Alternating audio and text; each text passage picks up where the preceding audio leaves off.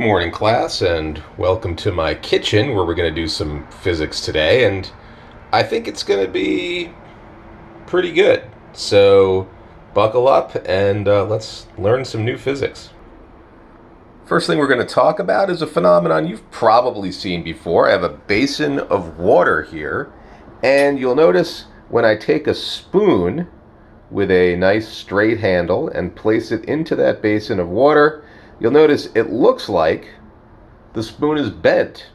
It looks as if the handle of the spoon has actually bent when I place it in the water. Of course, if we look down through the water, we notice it's exactly as straight as you would expect, but look at the spoon looking from the air down into the surface of the water, and it looks like it's bent.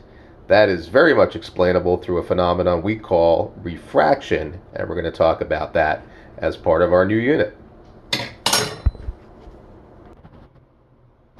So to help us talk about refraction, I've taken this laser pointer. You'll see it's making a green dot that's flashing over there on my refrigerator, and it's making the green dot right at the edge of the paper, right where the paper and the wall of the refrigerator meet.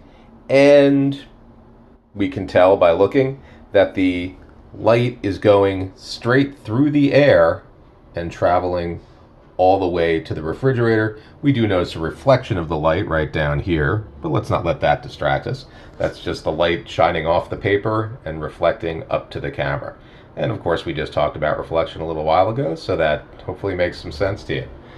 Now, I'm going to take this little brick of plastic and let the light pass through the plastic on the way to the refrigerator. And we see our friend Nikola Tesla seems to be pointing right at where the dot is now, but will he be able to keep pointing at that dot? The light is passing through the plastic, and look what happens. The dot has moved to this position. And if you think I'm cheating, maybe I just moved the way the laser pointer is pointing. Let's go back to where we were, and we see that Nikola Tesla is pointing his little hand right at the dot, exactly where it was before. This phenomena, called refraction, is explainable through understanding things about the speed of light, which we've started talking about already.